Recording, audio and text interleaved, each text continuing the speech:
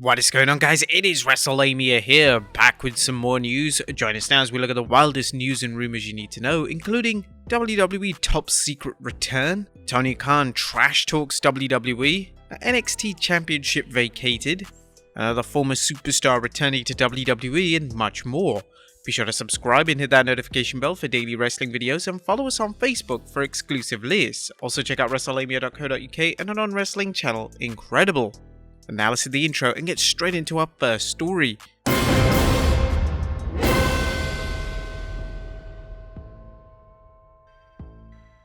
Our first story looks at WWE's Top Secret Return. At top of today's news is the mounting mystery concerning Bray Wyatt and what looks like his upcoming return to WWE.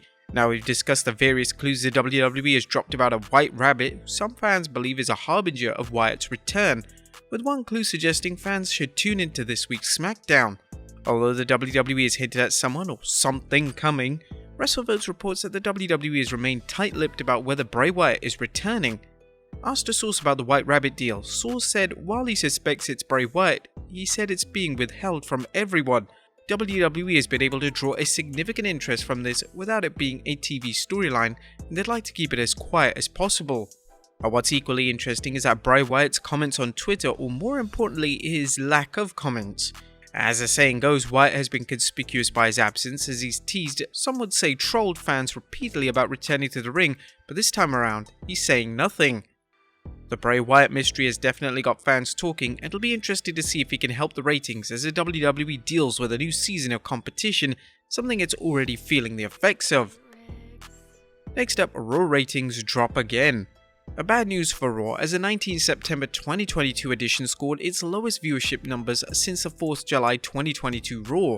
WrestleNomics' Brandon Thurston tweeted the viewing numbers as well as the 18 to 49 demographic. WWE Raw last night on USA Network 8 to 11 PM, 1.593 million viewers, 18 to 49 rating 0.45, number 5 cable original in 18 to 49. While the viewership numbers were down, Wrestling News' Andrew Ravens noted that Raw ranked number 5 in the top 150 shows on cable for the night, up from the number 7 ranking last week. As many fans and pundits predicted, Raw's ratings have dropped with the launch of the 2022-2023 season of Monday Night Football. The ratings could drop even more as the TV networks and cable stations release their new seasons of programming. The question is how far the ratings will drop as the season progresses. While Raw's ratings were impressive following Triple H's appointment to creative, they haven't held up. One could argue that Triple H has not done a good job maintaining the level of excitement he created during his first few weeks of running Raw. The WWE missed out on a major opportunity to shake things up when it decided to keep the Undisputed Championship on Roman Reigns at Clash at the Castle. While Drew McIntyre isn't the magic bullet that will slay the Monday Night Football beast, a win by McIntyre could have shown the fans that WWE truly has changed and that there is a new era taking place. Triple H seems to be taking a methodical approach to rebuilding the WWE into a product he feels will bring in more fans and help create future main eventers. Given the WWE's lack of building new stars over the last 5 to 10 years, that's a wise approach. The problem is that Triple H's changes do not seem to have altered viewership patterns once football began.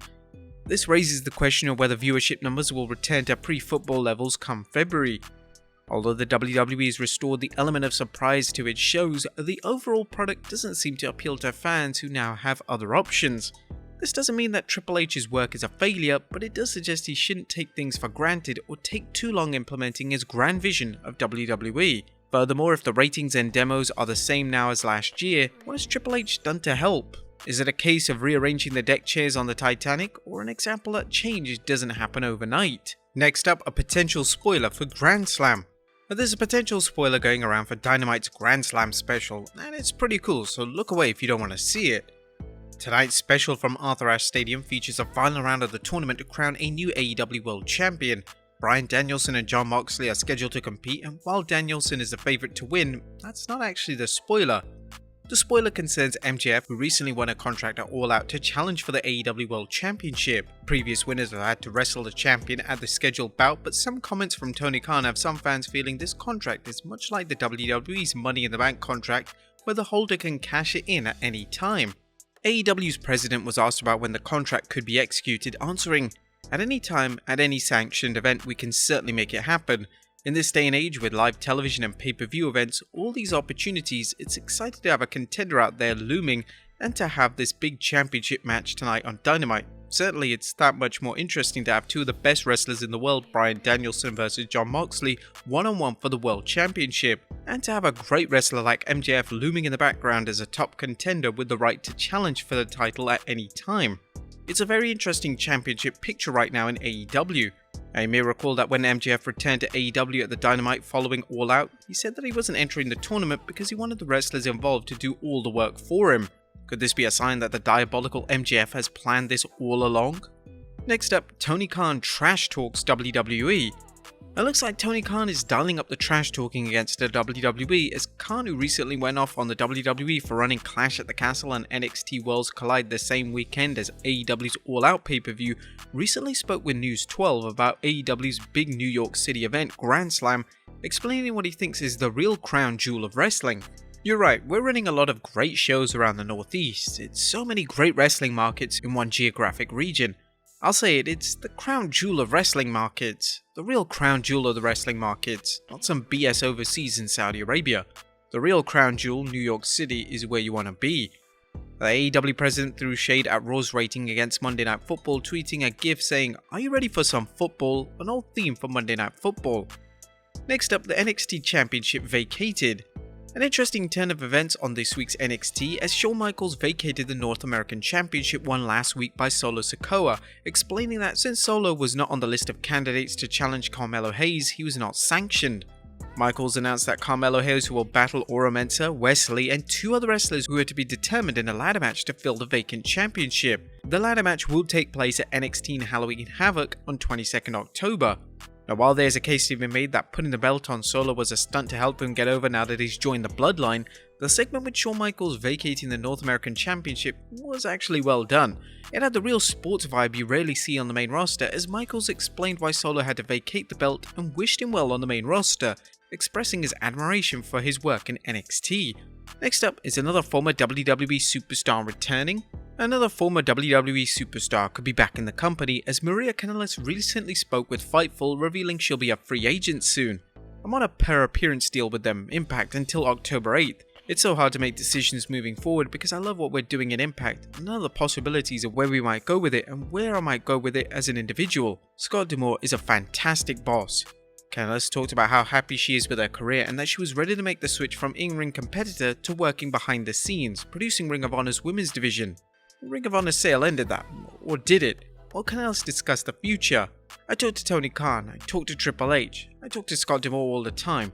Recently I talked to Women of Wrestling. It's a very interesting time for me. For me, it's about creating opportunities for all of the women I'm working with.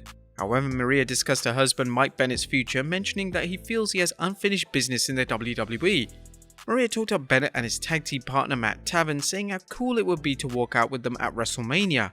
At the same time, she praised AEW's tag division, noting Bennett and Taven could face some of the world's top teams, including FTR. Finally, WWE Morale Up. And last but not least, good news about the WWE's employees, as Fightful Select is reporting that the company's employees' morale is up following news that they will get more holidays. This includes Juneteenth, Veterans Day, Thanksgiving Eve, and a floating holiday. But there you have it, folks, the wildest news stories and rumors you need to know. Be sure to leave your comments down below. I'll see you next time with some more wrestling content.